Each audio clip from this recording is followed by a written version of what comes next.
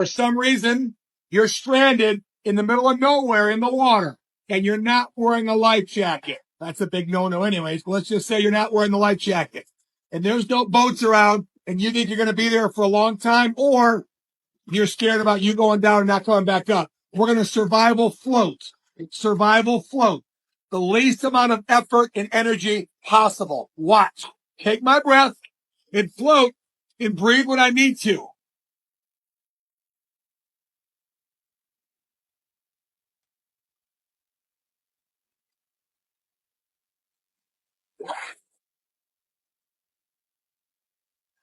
I can roll on my back and do it on my back also. But look where my arms are. I do that for a balance point. If I bring my arms down here, my legs are going to drop. Look. Look at my legs.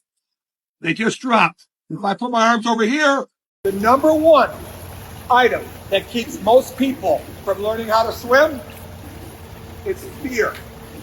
They're afraid of the water, and that's okay.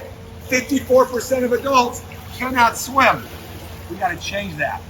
Now, first thing you can do is to conquer that fear is don't go all in. Don't jump in a deep end somewhere. Don't even get in the water like this. Just start on the side of a pool and just sit where you feel safe. Start moving your legs a little bit. Start getting used to how the water feels. Eventually, you might step in shallow water and just start to walk. You start getting braver, you might want to start walking a little bit lower. That, folks, that's a great progression to start your path to learn how to swim. The first thing to do when learning how to float on your back is not to float on your back. I explain. Put your hands on a gutter, put your knees up on a wall. My feet are flat right now against that wall. I don't want to be like this and spring off the wall. My feet are flat. First thing you want to do, get yourself in this position. Second thing you want to do, put your ears under. And just get used to this. Notice I'm not letting go of the wall. My ears are under. How low can I get my head?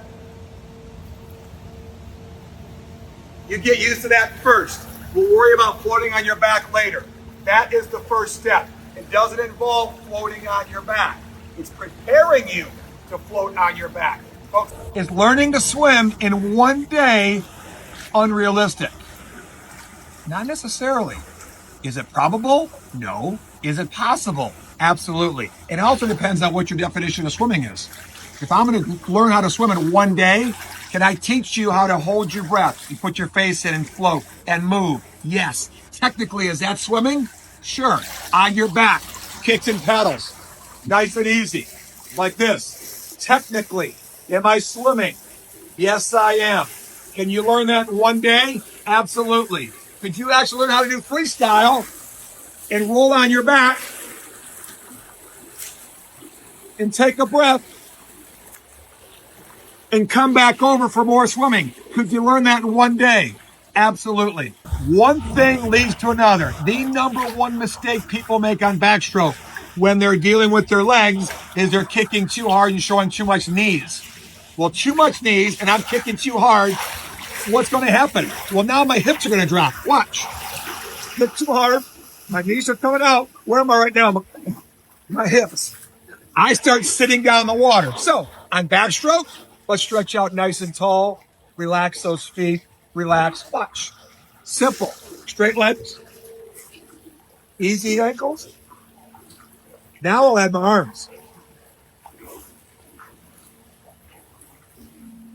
Folks, it's that simple. Is it easy? Not really. Simple, yes. I teach most overrated part of swimming freestyle is the kick. It's your legs. You don't need them as much. Watch what happens. Watch how fast my legs sink. Watch how little effort it takes to bring my legs back up. I want my legs out of the way. They're not going to help me that much. Watch.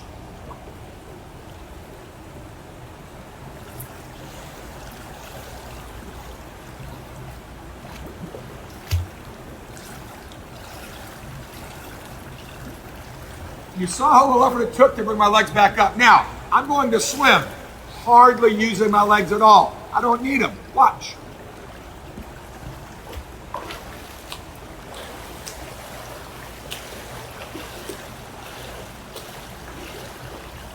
if I want to swim for distance, I want to use my legs as little as possible because I can swim further and I can swim without getting so tired. Love it. Folks,